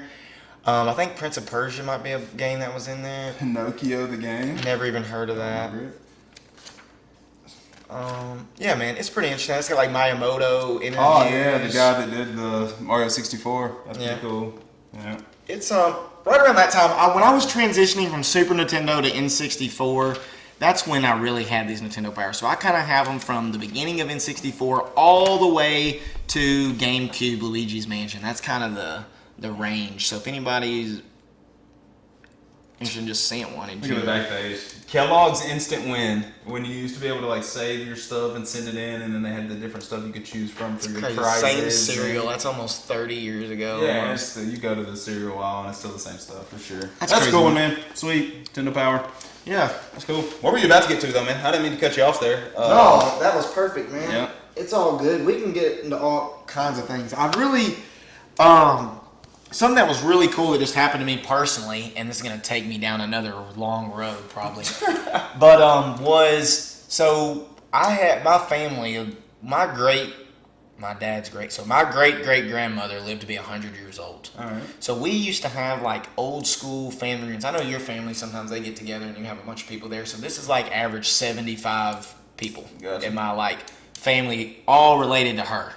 She had like 9 daughters and 8 daughters and 7 daughters and 2 sons, and my dad's dad was one of the sons. Gotcha. So you know, it's a cousins galore everywhere. And we've talked about my dad's discrepancy in age before too. So my real cousins are all 40, and then the people my age are like my cousins, Second kids, and thirds, whatever that is. all down the line. You know how it is. But anyway, so we all meet there together, and usually the women and everyone that's there, most of my family members, they all have like college degrees, and like it's just how it is. And this woman is a big time businesswoman. Like she knows Japanese, has to go to Japan. That's a part of her business model. Well, during COVID, that doesn't exist anymore. Yeah. So what she dove into was trying to get DNA blood proof of our bloodline of where it goes. So I went down this rabbit hole. My dad sent it to me. And how they did this, he took my dad's sister's blood and used, I guess, like 23andMe or something like that. And when you get put into this database, So you get to kind of see what the blood is from, and this man by the name of William Bean, who fought in the Civil War, married a 100% Native American woman. And this woman, I guess, would be like my great 4 greats grandmother, 100% Cherokee Indian. This William Bean guy was one of the first people that. You think that's where you get your complexion That's where my dad gets that like red from and all that, which, you know, it's just interesting and cool when you do that. And we actually found out we're from Scotland. William Bean is from Scotland. Your mom almost looks like she's got Indian in her too, though. Yeah, I bet so. And then Ireland. Instead of Ireland, this William Bean guy was from Scotland. So there's like Civil War, and, you know, I look it up and I go on the little Ancestry, and you can just start clicking son of. It goes all the way back to this like place in Scotland, like in the 1100s. Just cool stuff. So like and she found that all out. But in saying that, we all know, because I've mentioned on here multiple times, I've been dabbling into the tinfoil hat. And I'm going to plug this lady's website called Corey'sDigs.com. Corey, Corey'sDigs. And she came on Sam Tripoli's podcast, which is called The Tinfoil Hat. And he just has like these independent journalists and things on there. But she stuck out to me because her website, it has these things where it's like PDFs, but she has links of everything that she looked at. And, you know, she goes into all kinds of random things. But what I love about the website is she has links to like CIA paperwork that is a public website that anybody can go to and look at. She has just these links where you can do all this digging on your own. Exposing, or just, you know, the stuff that's out there, like patents. If you want to know the truth. If you want to know the truth, you got to dig in there and you know, really pull it out. And she was talking about all kinds of stuff. And I don't want to go into all those things, but I do want to bring up, because I did read into it, and the reason that it made me think about 23andMe, and I've told my wife this before, like, I don't know if I want to do a drop of blood test, because I don't want the government having my DNA. And then I've seen too many crazy movies, man. I don't want them having that. I'm with you, trust me. We've all seen too many crazy sci-fi movies. I hope I don't have to have freaking surgery no time soon, so they don't put no chip in me. So she was just on there, and I'm going to talk about Bill Gates for a minute. All right. So she was just on there, and she was like, Bill Gates is the gatekeeper to all kinds of things. He's more than just Microsoft. And so I went ahead and kind of read into her whole thing. I didn't do her whole report, but this other guy wrote like a report on her report, what all was in it. And a lot of people don't know. I just want y'all to know, like, Bill Gates is in on all of these things, which was crazy. Because when I think Bill Gates, a lot of people now kind of think of the vaccine because he was out there for that. Yeah. And a lot of people think of just Microsoft, and he's this great humane person and this, that, and the other. And then after watching like Lance Armstrong, my goodness, he survived cancer, and he's this great guy, but he was back in the back riding motorcycles, getting all kinds of blood pumping. Before you go through this list, man, go ahead. I hope everyone understands that. I hate to say everyone, because I'm really just talking to you. I know you understand, but these famous people are only what the media wants them to be to us. Period. They're only what they're portrayed as. So what they're really doing, who freaking knows? There's a lot of crazy stuff going on. But I just want that to be said before anything. Like, yeah, Lance Armstrong, of course. He was a freaking hero. How many people did you see walking around with yellow bracelets? I had one. Everyone I knew had one. God, Erica had like 10 in her closet when I started dating her. It's unbelievable. Yeah, that's I what I'm watched saying. it, and then then he's just on Oprah, and they're like, "Did you do it?" Yes. He just admits all the truth just to me because he finally got caught. It's easy to admit the truth when you're caught. Yeah. Anyway. So Bill Gates. So I just want y'all to realize, like I go, you know me, I go down there. I'm not. This is me just researching and presenting things, and I thought it was obviously links to all of this, but I was enamored when I realized this man is an investor, not a computer genius. This man is in control, has money. I mean, you've heard about lobbyists, and that's how these powerful people get away with things. Lance Armstrong had enough money and kept making enough money to have these. It's like we haven't even talked about it yet, and I haven't. And I know you watched it. I don't want to go there yet, but the Epstein trials, the Epstein things. Yeah, he just had enough money to continue pay political, to do, what do whatever he wanted. It's sick. It's very sick. It's ridiculous. Yeah. So anyway, it makes me think all kinds of things. And Bill Gates likes to prey on groups of people. But Bill Gates. So these are the 10 gates of hell from this website, Corey's Digs. Before we start this, also make sure your tinfoil hat's on. Yeah, of course. But he is this is just a list of all these things. And I kind of just wrote it down. Gotcha. But the WHO, the UN, media, universities, scientists and researchers, big pharma, NGO, the whole entirety of the healthcare. So that is just a broad range. And then now this is like specifically what him and his wife, they have certain things together with that, the Global Fund is what it's called. And then they have his other, Bill Gates Foundation or whatever. So the vaccine industry.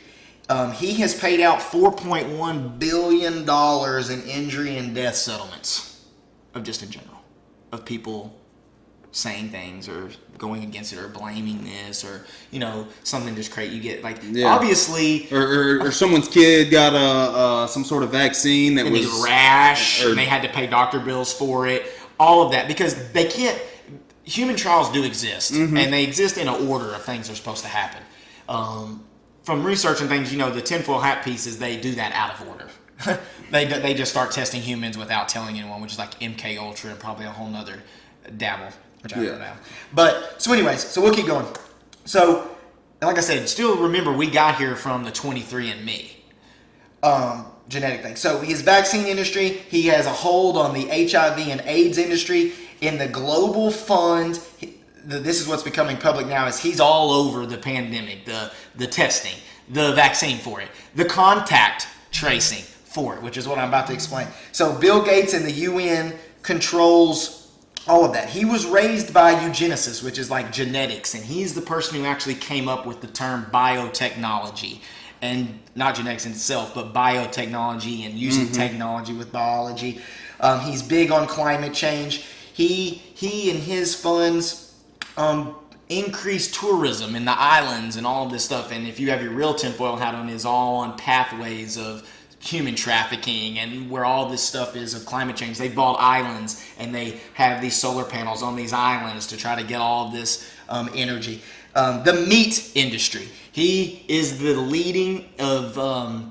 He is in the leader group or the biggest donor of the cowless meat. The meat they grow in the labs. Yeah. All right, he's the number one for it. So now of course he is. So now he is. So it's already tainted. So he already has control of healthcare, tourism.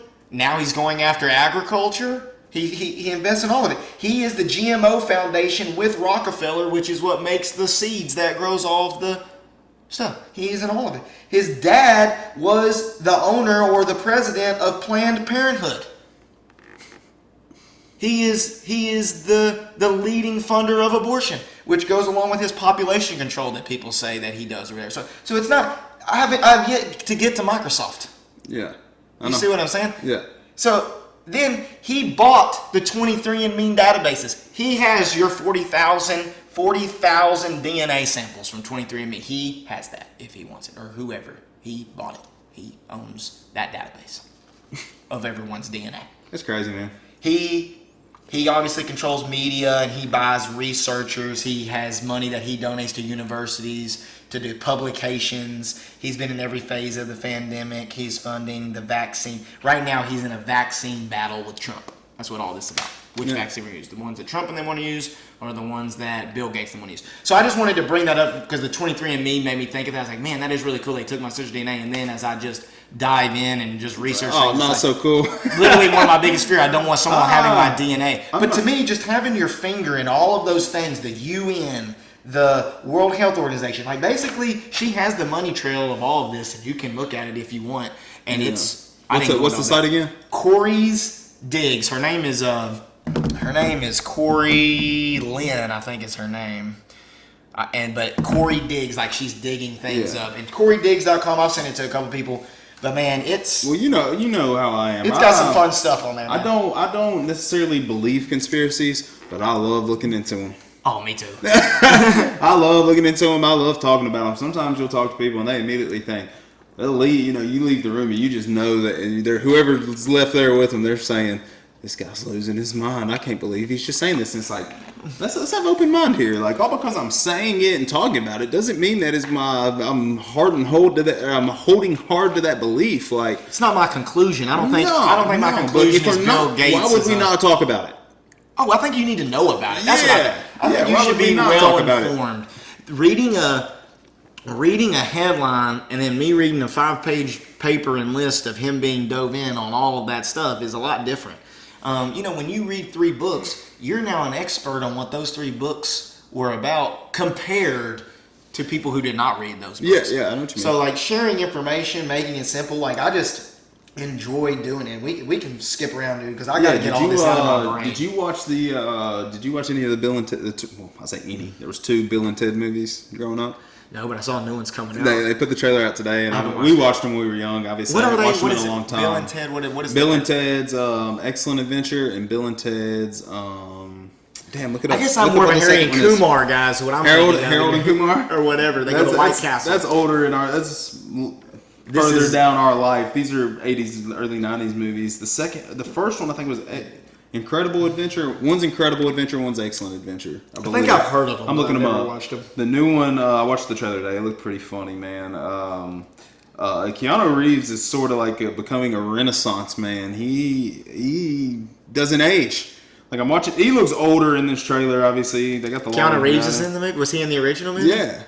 He's in the Replacements. He's in Matrix. Bill and Ted's Excellent Adventure and Bill and Ted's Bogus Journey. The second one was Bogus Journey. I think I've heard of the first one. Sorry. Bogus Journey. Are they just like stoner guys? They're stoner. They got a band called the Wild Stallions. STALLYNS. You got to go watch the old Bill and Ted's if you haven't seen it. It's funny. It's sort of like stoner comedy, yes, but it's funny. I like it.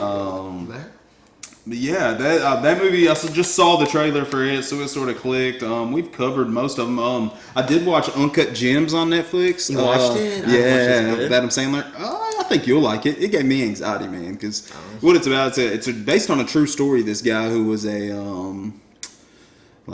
sold jewelry to rich people, famous people. Well, Kevin Garnett became like one of his high-profile clients or whatever. It's like based off a true story, kind of. Yeah. Oh, okay. They were there one time, and you got to go watch the movie. He gets himself in trouble with the freaking bookie, and these people are after him, and it gave me anxiety, but it was pretty good. It showed Adam Sandler's acting chops, in my opinion, man. Like, dude can act, man. I don't care what anyone says about him. Like, I never liked any of his serious movies. I don't think you'll like this one. Well, you like the Game On shit, but you'll like this one. It's good. I like Adam Sandler though. I've always liked Adam Sandler. This one's good. I can't think of a good serious one that I watched. Punch Drunk Love is one. I don't think I watched Spanglish, I think is another one. What was Maybe? Is it Spanglish? He was in that movie with I used to love Adam Sandler, man. He was like my favorite actor. Yeah, his early comedy movies are hilarious, man. All those are so funny. Gilmore, I would say from was Happy Gilmore probably the earliest one? Or no. Billy Madison was probably the earliest. Billy Madison. Airheads is one of the movies he was in first. With Brendan Fraser. Yes. Yeah, that one's funny. They're banned too, and they take over the radio station, so they'll play this song. And they have all these crazy demands. That's hilarious. Steve Buscemi is the other guy in the band with them. Yeah, great, hilarious. Who's the guy who's Steve Buscemi? His character is in that Folgers can right there in that little painting from Big Lebowski. But who is the guy? Donnie. Who's the disc jockey? I can't think of his name. I feel like he's curly-headed guy. What are the movies is he? I can't think of his. Yeah, I know who he is. But that's really Adam Sandler. He was famous. He was made famous by one of those cop shows. The guy that plays the DJ was on one of those cop shows. You're right. Like NYPD Blue or something like that. He was on one of those shows. I don't know which one it was. Exactly right. Yeah, Sandler. I would say probably Billy Madison through Click. He was on a tear. Was that got Grown-Ups in? Grown-Ups Zohan? See, I didn't and like Zohan in that? I didn't like those. You like man. Zohan? Mm-mm. You don't like Zohan? I mean, I tried to. It's got funny parts, but not my favorite Adam Sandler movie. It's funny. Not my favorite. Billy Madison is funny. Happy Gilmore is funny shit. The first time I saw Happy Gilmore is one of the funniest movies. Big Daddy is one of my favorites. Big dude. Daddy. I love that movie. Those I love kids Big end up Daddy. being Sweet Life of Zach and Cody. Yeah, now one of them is in Riverdale, which is a huge show on. Is he in Riverdale? On He's like Netflix, one of the I haven't main. watched He's like it. one of the main characters. I don't know which one. One of them also got arrested in the riots here recently, but yeah, that's really all I got from the movie side of things. What's coming out? I saw where my dad sent me his digital link, of course, to Rise of Skywalker, and when I was on there, it popped up. Obviously, Mulan. We've talked about that. I'm trying to think of what else I saw that was on there. I'll tell you something I haven't seen that I want to see though that you have seen is Joker with Joaquin Phoenix. You need to watch it. I have not seen that, man. It is not. I know you don't want to watch it because it's like it is deep, like mental illness. I mean, just straight up.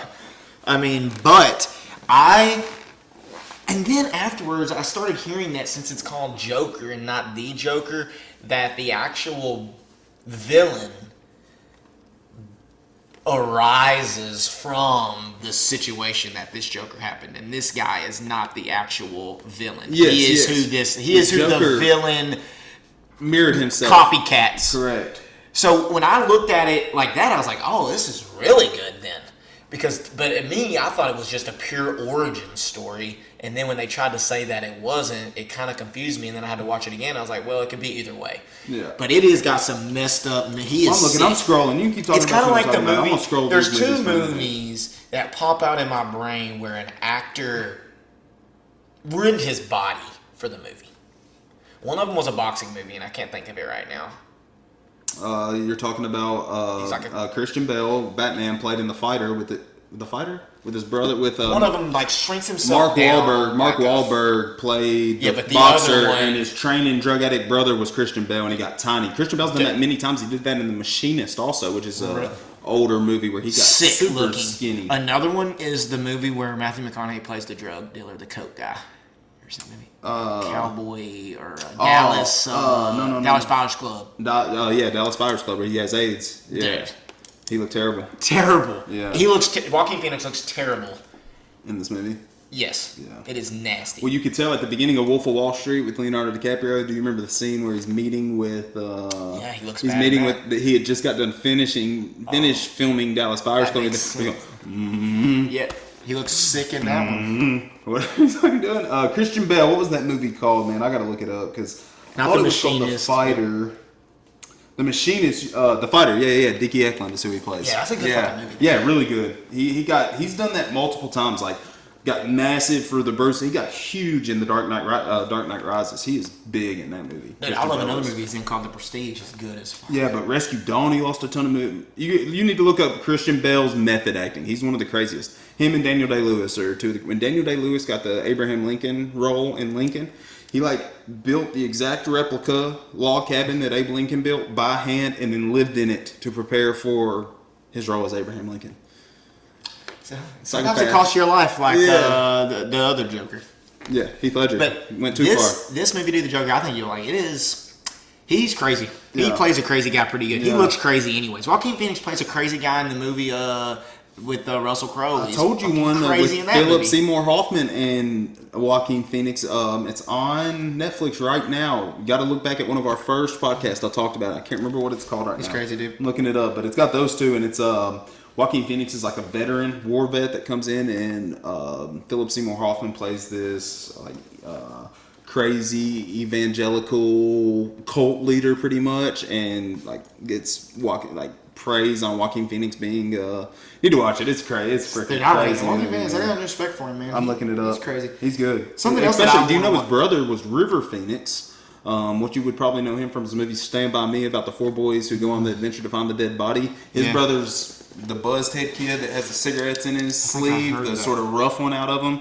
The one whose older brother that's River Phoenix. He also played young Indiana Jones at the beginning of The Last Crusade, the third Indiana Jones. At the beginning, he's running on the train, and he ends up.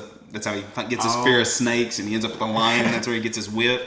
The person playing young Indiana Jones, I'm pretty sure, is River Phoenix. But really, he died. I think drug overdose or suicide. I don't want to speak on it because I don't remember exactly. But yeah, they Joaquin Phoenix. He had a crazy childhood, man. That's part of I think why he can go to those places. You remember when he did the "I'm Still Here" thing, where he was like sort of becoming a rapper and he was playing everybody. He didn't end up making a documentary out of it. He was just playing everyone acting like a psychopath. His best role ever though was as Johnny Cash. He played Johnny Cash, sang every song, incredible. Walked the line. He was so good in that.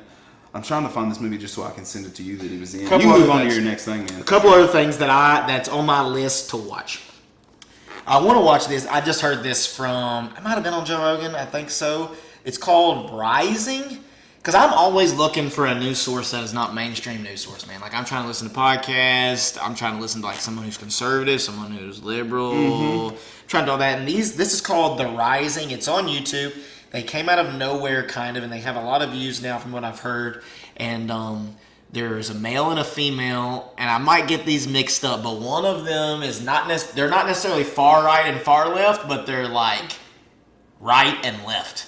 And I'm pretty sure it sounds like it's like they're friends and it's no holds barred, but it's like the views of each side and it's together. I haven't got to watch it yet, so it's on my list to watch because if I can get like good news that isn't necessarily biased from one sit down, that's what I want.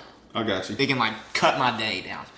Because I need to know and I want to know. One, because I have a government job. This is it right here. The Master is the name of the movie on Netflix. The Master. With Philip Seymour Hoffman and Joaquin Phoenix. A naval veteran arrives home from war unsettled and uncertain of his future until he is tantalized by the cause and its charismatic leader. Oh, shit. Yeah. So the other one I want to watch is The Unabomber on Netflix. I think it's a Unabomber. Is that what it's called? I don't know what the documentary is, but it is about the Unabomber. And it goes back... Oh, the Unabomber, yeah. The Unabomber. And it goes back to, like, obviously I've been saving it for Mike to be here, but, like, MK Ultra, in case anybody isn't aware of what that is there's a book out called Chaos, and I'll have to look up the guy's name real quick. But there's a book out called Chaos, Tom O'Neill. And you can just go listen to the Tom O'Neill Joe Rogan if you really wanted to. Yeah. Even though I said I didn't do that, now I'm telling people to do that. Yeah. But, dude, he has 60 pages of sources. It started out as like a... It started out as a magazine article, and he started just uncovering things, and they kept paying him money to do it, and then it kept just like opening up these doors, and basically the U.S. government was running human trials using LSD. Yeah, so they would. That's what that whole Pizzagate. I watched a documentary about that. That's how. Well, they were running. All right, I'm paraphrasing this. Please don't take this as the gospel because I'm paraphrasing. But I've watched a documentary and how LSD got created is they were running studies on how they could control humans. Mind control is what they were running studies on. Yep. And LSD is what they used. MK Ultra is what it was called. Yeah, what was the guy's name? The guy who discovered LSD. Did you write that down? The first guy that was part of the study and realized, like, oh, this is something. He was a chemist. I can't remember his name. He was like a professor, I think, and he was doing it to his students. At first, is how it happened. Well, regardless, it became a recreational. Well, no. There was an actual. When LSD was first created and made, it was made by the government to try and to be used in studies for mind control to dumb down the masses type deal. Yeah, and like teach them things. Because like this is basically the situation. So like what you're talking about, there was a clinic. And there was also a place where they had these guys thinking that they were coming in and getting sex. And they were actually shooting them up with LSD and they weren't getting any sex. And they were releasing them back out and watching them. Yeah. And observing them. And seeing what they would do. And part of this was like Charles Manson. He was part of this. So like when he got first put in jail or whatever, he was actually a test subject of this LSD. And then they this guy has like pretty much proof of he had a relationship with the government and his whole cult. They were giving him LSD, and that's what he wasn't actually taking the LSD. He was giving these people LSD and trying to convince them to do things. Marilyn Manson's to create Charles Manson's. All that stuff where he had the people killing those stars. I don't want to say the stars and mess up their names because we're gonna have like a podcast probably where we get Michael in here and we kind of really dig into it. But I just wanted to bring that up because. But if you watch Once Upon a Time in Hollywood, you know what's going on. Quentin Tarantino's most recent movie. I need to watch it. I haven't. I'll let you borrow it. I got it. I'll send it home with you. But so anyway, so they were testing this on humans, and at colleges they were doing it. But what's crazy about this is Jack Ruby, who killed Oswald, supposedly was in this MK Ultra program. But you know who else was? The Unabomber. Really? The Unabomber. Interesting. So after I heard that, and then his documentary came out, it just feels like the world is like sending you there. Yeah. So I want to see it. So apparently, I haven't watched it, but apparently he had like a rough life. But he went to Harvard, and he was at this clinic. Okay. And all right, I was gonna keep roll going. into. All right, you can finish what you're saying. He was in the clinic, and we're no, good. But he We're was good. in Now the I see clinic. where we're at. I just I'm want going to. for sure. So I just want to see that connection. That's why the Unabomber is something I want to watch because that whole LSD and like it does all to your mind, and like when you hear some people, they're like some people just need to have an LSD trip, but before their life is over, it like opens up the world. Well, there's a study. The main study that's been being done with it's not LSD, it's psilocybin mushrooms, is with soldiers with PTSD. It is the number one thing right now for PTSD. There is actually studies right now. It's already been through. I think it's in the final trial, but they are about to have capsule form psilocybin mushrooms for people with PTSD. Speaking of that, I heard it resets the brain. It resets the brain. It fills those. You're right. You can explain it better, Tyler, but I'm going to explain it in layman's terms, and then Tyler can tell you what I'm trying to freaking say, which is usually how we have conversation, anyways. That's right. But from what I understand is like when these people are experiencing something traumatic, it creates this. I'm going to use the word divot in their way their brain processes. And whatever chemical it is in your brain that usually heals over that or forms in that, and because we've all dealt with seen traumatic stuff, but not all of us have PTSD. Whatever that is in our brain that sort of heals that, psilocybin mushrooms, when microdosed, heal it quicker and faster and more efficient than anything out there. And I'll have to look it up, but next time we talk, I'll have this study that's going on right now. But there was another thing that they said. It's coming, man. There was this thing out of nowhere. It's like a shot, and it lasts for 1 year, and it supposedly takes PTSD for 1 year. It's probably the same thing. It's probably a similar thing. I can't remember what they were saying. They were acting like it was. I can't remember. Well, they're setting this up where these people to. can microdose psilocybin mushrooms. They're not having any kind of trip or psychedelic. Just microdosing them, getting your brain rerouted correctly. It's kind of like when you're Don't taking. Get me wrong. It's even microdosing. You're gonna see people with some big old pupils, I'm sure, but it's not something that's gonna be. Don't get me wrong. I'm sure there are people out there using it recreationally, but I think for the true science and health side of it. It's needed, man. Like it's far too. It's how many soldiers do they say die a week, or is it a day from suicide? It's like 23 soldiers. Outrageous. Something ridiculous, man. Like this should have been done a long time ago. Back when Vietnam and all those kids were coming back home. All these people that went and fought a war that didn't even want to be there fighting a war came home. This stuff should have been so many more lives, so many more humans, so many different. No telling where the world would be. The problem is, man, mushroom doesn't make people money. Well. And we just went over Bill Gates earlier. He's in charge of all that healthcare system. The problem is it could. They should. But I mean, that's the same thing about marijuana. It's legal in like 25 states, but not in the other 25 states. It's been pretty much, proven that you can't necessarily overdose and die from it. So why would we keep giving people opioids? Because the big pharma. I mean, that's just the truth. I mean, I know we ain't trying to. That ain't what this is about. Necessarily, we're talking about movies and all that. But it is sort of just. To share information like that exists. Yeah. My brother-in-law told me one time he sold pharmaceutical drugs. They spent $99 million trying to research these drugs and to get one. Once they get that one, they got to make all that money back somehow. And you only got a 7-year thing. Like so these pain clinics. What did they used to take to make your dick hard? Viagra. Viagra. They had the name for Viagra before Viagra ever existed. And then as soon as they found a drug, it was originally a drug that was like a heart problem drug or like mess with your heart, like a blood pressure drug, but the side effect was it made your dick hard. So they already had the name Viagra, and they just took that drug, which we now know is called sildenafil, because the patent has ran out, and that's why now they can buy that drug. So they had to make as much money as they could on Viagra before that patent ran out. That is just how it works. So why wouldn't they be? So all drugs work that way. Man. All drugs work that way. I don't need nothing. I don't either. I go to the gas station. I know that's probably too much. They used to have like that horny goat weed or some shit you could eat or something at the gas stations. You know what I'm saying? I never. We're going off the rails. No, but anyways, but fungus. So this brings me to the next point. So just bringing up mushrooms, man. So this is a little bit biology, but you have like bacteria, archaea, so on and so forth, and then animalia. They're kind of all the big, not animalia, but you got eukaryotes and prokaryotes, and then you have archaea. I know that's probably nucleus. Bacteria is over here, and then over here. So like you have animals, you have protists, which are like little single cell organisms that run around. You have fungi, animalia, and plants. So fungi is at the same level as animals and plants. I tell people all the time, I blow their mind of how smart plants are. Plants are some of the smartest plant. I mean, if you want to get biblical, I've been studying the Bible again. We brought that a few times, but like plants were kind of first. We haven't really brought it up. We brought it up the other night, and that recording screwed up. Well, we'll keep going through this. This is all square, so we'll talk about it. We'll have the whole full Bible talk once you get a little further into Genesis, since that's still where you are. Yeah, it takes me a while, man. Yeah, I know. But that part is you're real doing abstract. It the right way. That part's abstract. Yeah, you're doing it the right way.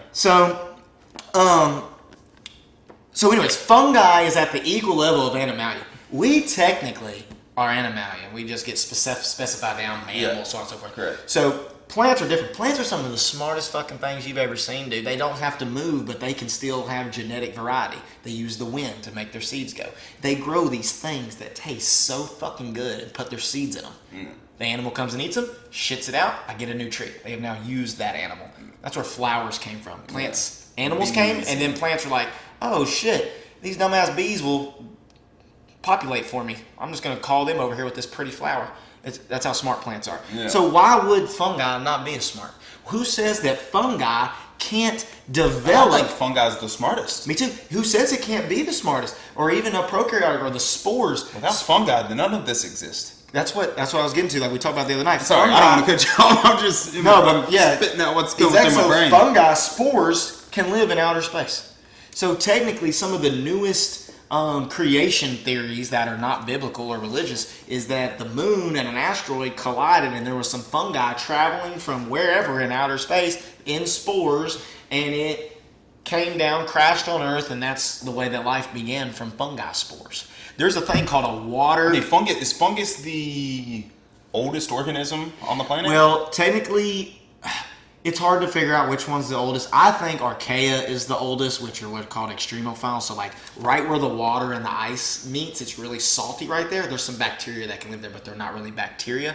They're called archaea. And then you have bacteria. There's also archaea that can live in volcanoes, extreme environments they can live in. Just without fungus, man. There's a lot of stuff that just doesn't exist.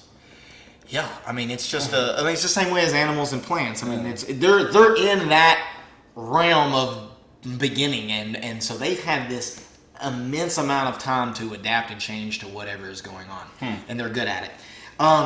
So anyway, so fungi spores, they can live in outer space, but there's actually another living thing that can live in outer space called a water bear, and if you got your phone, you should look it up, but I'm about to show you because I looked it up. Sometimes it's called a tardigrade. That right there. Oh yeah, I've seen a picture of that before. All right, so it's very, very small. So this thing can live in outer space. It can live with a certain amount of pressures and no pressure. So in outer space, if you went to outer space and you didn't have a suit on, your atoms would expand like a gas and you would just explode. Yeah. That's what would happen to you. Yeah. If you're in outer space. Very quickly. Very quickly. Or you can live somewhere where there's a lot of pressure, like the bottom of the ocean or whatever. These things can live anywhere. They're pretty much invincible. It reminds me of the brain insect off of Starship Troopers. Let's go over. Yeah. There's another animal that supposedly can live in space too. But this fungi spores can live in space, so like obviously I'm going to say Genesis, and some people think that Noah's Ark, we came from another planet. So that's when we came to Earth. Saturn was on the Noah's Ark. Saturn. Some people claim Venus. Maybe Venus is what Venus is what most, and if you think about it, Venus is now a planet. Our knowing of Venus, I haven't researched this completely, but my general knowledge of Venus is that it is so hot there because carbon monoxide gas, basically greenhouse gases or whatever. So like, was it Earth? And we've run that. Different crazy. And when I have my hat on of like, why are these people 800 years old? Well, if they're even keeping the math. You're talking about in the Bible. In the Bible, yeah. Why are these people 800 years old? Some people would just say, oh, it's because it was supposed to spread the earth. So God was giving them enough time to spread the earth. And then basically in the Bible, like word for word, I got my word for word hat on right now, like literal hat. Yeah. They gave everybody 120 years to change their ways before they flooded the earth. So then basically from that point forward, the maximum life was 120 years. So, but that was also after Noah left because he was the last person that saved. Everyone else was destroyed except for him and his family. So I haven't done the math yet. I'm looking to, I could easily type it in right now. Like, what is the Earth year and Venus years? So, like, let's say that they were on Venus and they still calculated the time that it goes around the sun as 1 year. Obviously, Venus is going to go around the sun a lot more times than Earth is going to go around the sun. Yeah. So even if you took it literally like that, I wonder if that math matches up on any Oh, planet. so they're 800 years old because they were going around the sun a lot more times. Because they were going around Venus, the sun, the days were quicker. obviously faster. If it was rotating, if Venus magically rotates faster, I haven't looked all this up. I'm just like, I like to just wonder. We're dabbling. We can look it up. We're dabbling. But yeah, man, so that's fun. Fungus spores and water bears. I had that written down. And then the last thing, just a TV show. Have you ever heard of the TV show Alone? I've watched the guy on Joe Rogan, and I have it on my list on Netflix now. Oh, you do so have I it on will your be. list. I'm gonna watch season 6 first, I think, just because I want to watch that guy's season. That dude sounded like a badass. Yeah, he did. What's his name? Jordan Jonas. He was awesome, dude. I really enjoyed that one. Like, every time he's talking to someone that's been out there in the wilderness experiencing crazy shit, I always end up listening to that. Like, I get addicted to it. I cannot stop. I gotta hear their stories. He talks to this one dude that got like surrounded by wolves. They were on a wolf hunt one time, and he was down in a valley with these like 3 other guys, and they're surrounded by like a big ass pack of wolves and shit. Like, that guy though is a bad man, dude. Like, he's done some crazy stuff. Went and taught himself Russian, which is, from what I understand, one of like the hardest languages to learn. Moved to Russia, didn't know Russian, didn't know anyone. When he turned 17, went and started train hopping with his brother across the country. They lived in train cars. Is he the one? I've listened to so much shit, man. Is he the one who actually, there's like a town and then it's the people outside the town and like they all go to the town and they get drunk and kill each other? That might have been something else. Yeah, no. He was talking about those people. Yes. Alcohol ruined these people he knew. He's like, Yeah, alcohol they hasn't been there long introduced. enough yet. Yeah. So these people are still acting like morons. Like, they get drunk and kill each other, and And nothing happens. They're just Yeah. like, and then like the government takes forever to get there, and they're like, "Oh, what happened?" And they're like, we got in a were fight and drunk. killed him." Yeah, and they're like, "Okay," and they just let him go. Yeah. He was telling that story. Yeah, when he lived in people he knew or the country, he stayed outside the village. He's like, once you get to the main village, that's where all the crazy people are. But like, you stay out, they're still doing the survival shit and living like on the tundra out there. Yeah. Where was his? I can't remember where he said his took place. He was. I think it was in Canada, maybe. I could be Okay. wrong, but it definitely was cold, and he was excited about that. I'm 'cause hoping he's Erica like, likes he's it. I'm ready. hoping it's something me and Erica can watch together. I'm gonna try to get her to watch. So he was out there. He won. It was 77 days. Is how long he was out Yeah. there. And it film could have won a yourself- year. They said. No, he said he was. A year was the the max. year was the max. But he in his head, he thought he was going to have to be over 100 days. Yeah. It sounded like when he was talking that he could have stayed out there forever. Well, because he said he started getting food immediately, and he got a moose real quick. Yeah, and Joe was asking him like, could you scout it? Or he's like, no, I guess they scouted it for you. Yeah. But you still have to like scout the Compared to land. what I did, like the show I went on. Oh, this sounds crazy. So he Yeah, stayed out there filming 77 himself, days. You have to filming film everything. yourself. He said they check on you every 3 or 4 days, so you could be dead for 4 Or days. if they don't, they said they do have it's not a like cell a flare, phone, but it's just like he said you can, they will message you, are you okay? And you can say yes or no. And, Yeah. and if they don't hear from you, then they'll come check. I think he That's said it. there was something out there, like not a black box, but you could push a button and that meant I'm done. you Yeah. lose. And I think what happened, he said, I don't want to run it if you're going to watch the show, but I think 2 people went out at the same time. Like their thing, He had no idea he had He won. was still out there for 3 days after he had won. That's Yeah. what he said. But you get to take 10 items, and the bow and arrows was one of them. So bow and arrows was one item that everybody kind of just got. So They he got like 9 arrows. He said 9 arrows and a bow. that's it. That's a decent amount of arrows. I thought. I guess not if you're not a good shot. Well, you probably just pick them up or whatever. I wonder if he. Yeah. But yeah, it was. He said he started out like boiling his water, which I've told him before, like that I know how to do that. Like we were in that type of situation. But then he was like, I just started drinking a little bit of the creek water that I found to see if it made me sick or not. And then he just said he was just drinking it. Just Crazy, Dude, I gotta watch it. That's gonna be Alone. good. Alone is what it's called. Alone, which it's sort of like Survivor, but like true Survivor. These people are surviving. They're like, filming themselves. There is no yeah, crew yeah, around.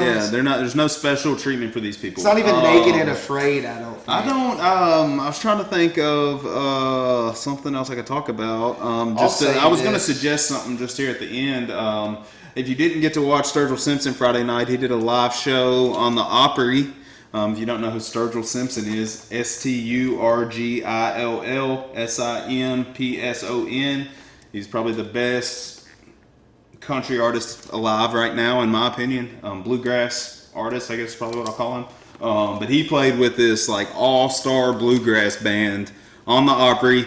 No one at the Opry, empty, and live streamed it. And he announced that night that he's putting out 2 albums this summer, and it's going to be his back catalog.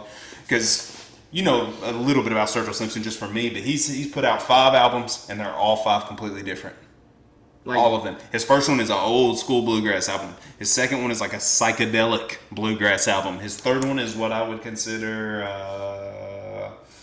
I don't know what I would consider it, like a country music album, I guess. I don't know. But then he did the rock one most recently. But he pretty much announced he's going back to doing strictly bluegrass. He's about to back catalog enough music to do 2 albums, and he's going to do them all how they were written in bluegrass style. So I can't wait. It's going to be sick. That sounds incredible. Yes, if you like bluegrass, I know that's there aren't a lot of people that do. It's on the rise. I'll tell you. The more and more I listen to this stuff, the more and more people I see listening to it. Also, so it's on the rise again, which is good because where country music has gone is awful. When me and you were straight out of high school listening to country music, that was like in the prime of like Keith Urban. Dude, that's when all those guys were in their prime. Young Jason Aldean, like the first Keith Luke Urban, Bryan album. Kenny Chesney. We saw them. We saw Keith Urban and Kenny Chesney in Nashville that right year. before That was his daughter was born. Yeah, that was one of the best concerts I've ever been to. That was a good one. That was Sammy Hagar. Leanne Rimes.